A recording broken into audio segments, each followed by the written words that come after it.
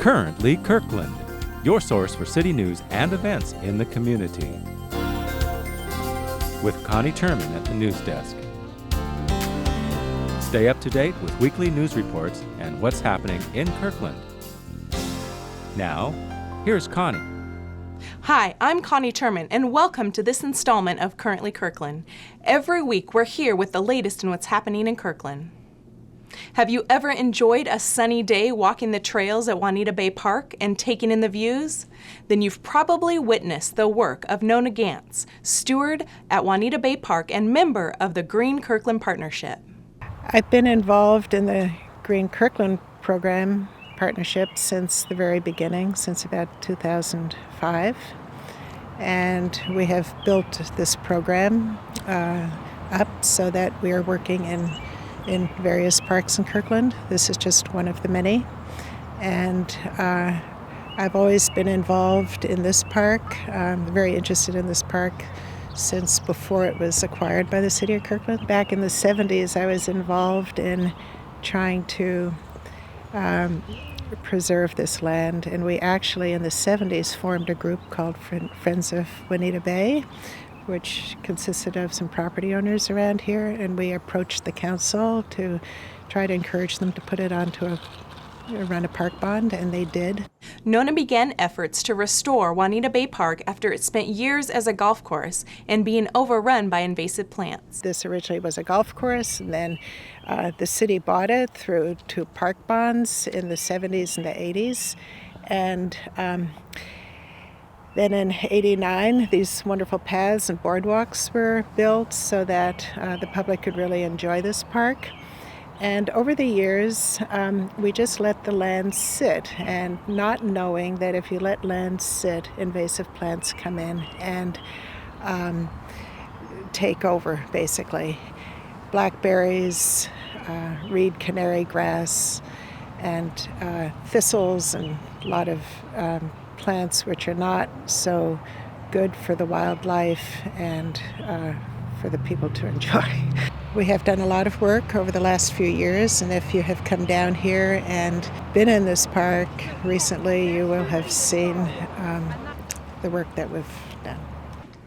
Restoration is important to sustaining Juanita Bay's wetlands. The native vegetation that we're putting in is all going to benefit wildlife in the future, because we're really planting so that there are the berries for the birds and the proper flowers and habitat. And also the invasive plants will not continue to take over the whole area. Every week, Nona comes out to continue work in the park. Well, today, a small group of us will get together. We meet every Thursday at noon for a couple of hours and work someplace in the park. And today we're going up to the causeway. We have a pile of mulch there that we want to spread onto an area that was blackberries before. It was about 6 feet high. We removed the blackberries. We dug out all the roots. You're not a particular fan of blackberries, are you? No, not in Juanita Bay Park. Now we're putting a very thick layer of mulch on to prevent the blackberries from coming back. And in the fall, we will plant native plants onto that hillside. If you are interested in joining Nona's cause, it's easy. Nona and her team work every Thursday at Juanita Bay Park from noon to 2 p.m. Just visit kirklandwa.gov and search Green Kirkland Partnership for details and contact information. On May 22nd, Kirkland residents had a chance to explore their city in a new, exciting way. Connect Kirkland, a walk event similar to a scavenger hunt, took place along the Burlington Northern Santa Fe, or the BNSF corridor, next to the South Kirkland Park and Ride. We met up with Bob Forgrave, a member of the Eastside Trail Advocates and the Cascade Orienteering Club, to learn more.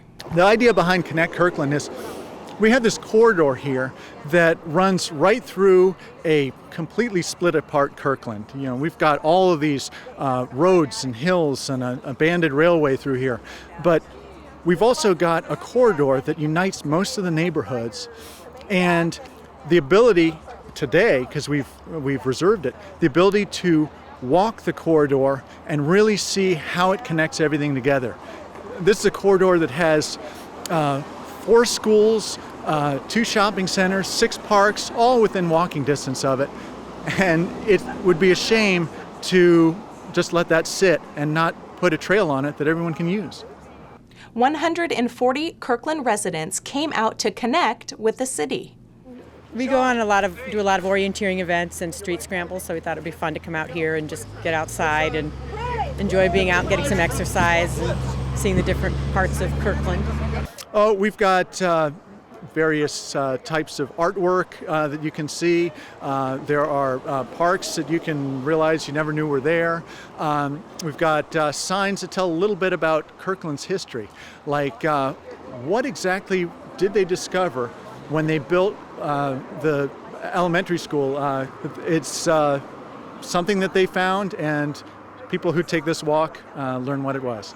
So far, it's fun, right, Trevor? Are we going to see any trains, do you think? No. I just seen a purple piece of glass. And what kind of bug did you show me? A roly-poly. It was great. It was lots of fun. It was good. There's some nice, interesting things that you didn't know before. You get to learn here. It was nice to see all the parks and the statues and stuff. Each participant received a detailed map with locations to visit and questions to answer. As people go along, they answer various questions to show where they've been. And you can choose as few or as many different checkpoints as you want. Do part of the course, do the whole thing. But it's a great way to spend time with your family. The event was hosted by East Side Trail Advocates and the Cascade Orienteering Club. What is orienteering, you ask? This is kind of orienteering light because we're staying in an urban area. With orienteering, you often take a compass and you go out on parks and trails, and in parks that allow it, even off trails, so that you're really doing backwoods navigation. So at every orienteering meet, we have everything from the beginner loop that's really safe and easy to advanced courses that take you all over parts of the park you didn't even know existed. The event was such a hit. Plans are already in the works for another Connect Kirkland next year. There's a certain segment that we can do, and the next segment will probably take us from 68th down to downtown. So it'll be a whole bunch of different businesses we'll be interacting with, different sites, different schools. It'll be a different experience, but at the same time, you really get to enjoy the trail again. The nice thing about this trail is it's continuous and you can connect all these different neighborhoods. My daughter used to do it with her cross-country team because it was a way to get from one place to another really quickly. And Kirkland needs that.